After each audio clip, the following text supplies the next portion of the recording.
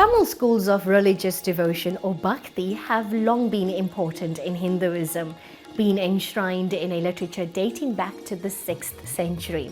To increase the awareness of the richness of the Tamil culture, traditions, language and literature, Canada decided to dedicate a whole month to the Tamil custom. The Tamil Heritage Month is now celebrated globally.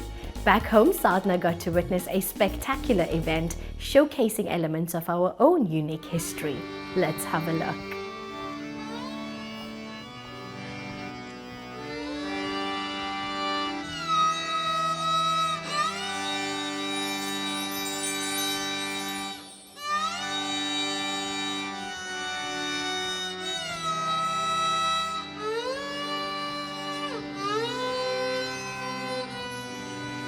The Tamil Heritage Month is a month where Tamils throughout the globe are now focusing on their cultural history, on their unbroken heritage, but more importantly, on the ancient Tamil language, which is now regarded as the oldest spoken classical language in the world. If one has to look at the Tamil language, you can trace its history right back to about 2000 years. It has an unbroken history, it has an unbroken tradition, it has an unbroken cultural heritage, which goes on to more than 2000 years. The oldest extant literary work in Tamil is a book called the Tolkappiyam, which was written about 400 to 500 years before Jesus Christ even tread the earth. And the Tolkappiyam is a book on Tamil grammar that actually gives you a glimpse into the traditions of this ancient people called the Tamils. And also they contributed immensely to education. They had what was called the Sangam, where people, an Arangetam like what we are going to see today, where people were allowed to compose and come there and deliver. And the kings used to listen, and they used to pay these people very, very handsomely for the beautiful texts. That's how we have Valluvar, Thiruvalluvar, who wrote the Tirukkural, Avayar, who wrote all the ethics, the books on ethics in the Tamil language. And we have even Sekirar Swamigal, who wrote the Periya Puranam, which is a book that chronicles the life and times of all the 63 Saivite saints that tread the length and breadth of South India. And they contributed immensely, and their contribution is to be found in what we call the Thevaram and the Tiruvasalam.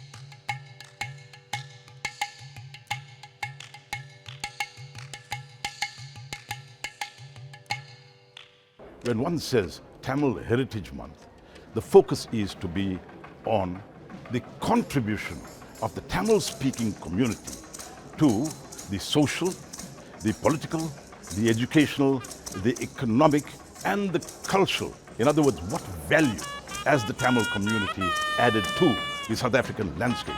And if one has to categorize that, if one has to tabulate that, you will find that the contribution by this Tamil-speaking community here in South Africa has been immense in all those fields. In the field of politics, there are so many names you can mention. Billy Nair, struggle heroes, Mogamberry Naika, you had Dr. Gonam, and various others who fought the struggle side by side with our African brethren. So what is the intention of declaring this month as National Tamil Heritage Month here in South Africa?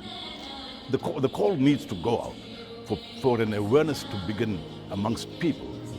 And they need to take pride in their culture. They need to take pride in their language, in their heritage. We need to celebrate. We need to acknowledge. We need to validate the contributions made by individual communities. Our greatest assets with the various colorful and different threads that go into making our common South African heritage. A plea is going out to the South African government to now follow the pace that has been set by other progressive countries. Canada were the first, they were the first people to declare the month of January as National Tamil Heritage Month in Canada, where they actually celebrated the immense and the tremendous contribution made by Tamil-speaking Canadians, not only to government, but to all facets of Canadian life. அன்புகளே, உலகத்தின் பண்பாடுகளில் தமிழ் பண்பாட்டு மிக சிறந்தது. Yes, ladies and gentlemen, we are undoubtedly a nation with a distinct culture. A culture that is long and unbroken. Ours is a very, very long history. A long history of trade, a history of achievement, a history of sea travel, a history of city life and commerce. Even if one looks at the word Nagar, Nagaram were the beautiful great cities in which the Tamil kings lived and which the Tamil communities lived. Essentially, the Tamils used to occupy an area that used to be regarded as Tamilagam. Tamilagam was the south of India.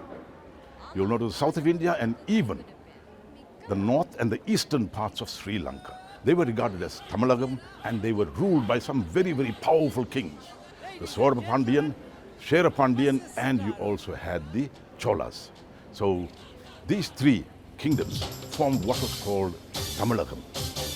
And the history of this nation has been captured to a certain extent in this book that I refer to, the Tolkappiyam. Tamilagam was a very, very powerful kingdom, a kingdom of Tamil kings, and it was undoubtedly the cradle of Tamil culture. In fact, these kings were also the richest. And the reason why I'm using the word richest is because they stood out in the ancient world as being the richest nation. They were involved in commerce with the Greeks and the Romans, and the Tamil ships used to go out right to the north. Kappalottiya Tamilan we refer to. The event that we are about to witness now is Iyal, Isai and Nadagam, the three branches of Tamil. That is, you'll listen to prose, you'll listen to singing, and Nadagam means dancing. So you'll see all of this amongst the Tamil youth. And this instills a great deal of pride in a person because you know that the culture is not dying.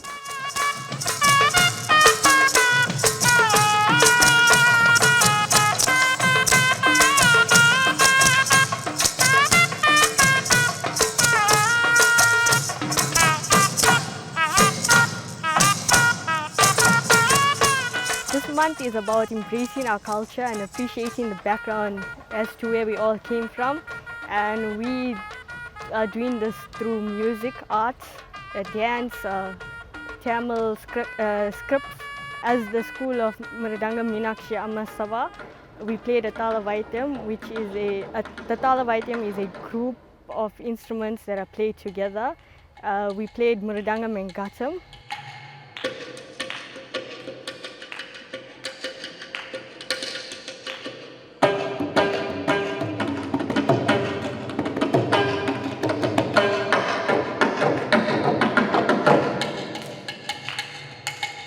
So the Tamil culture means a lot to me, as a sense that I was brought up in a very culturally orientated family.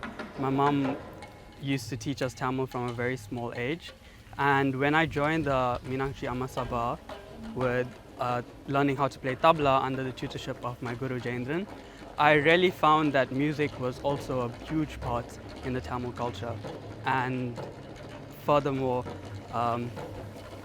the way that it makes you feel is very special.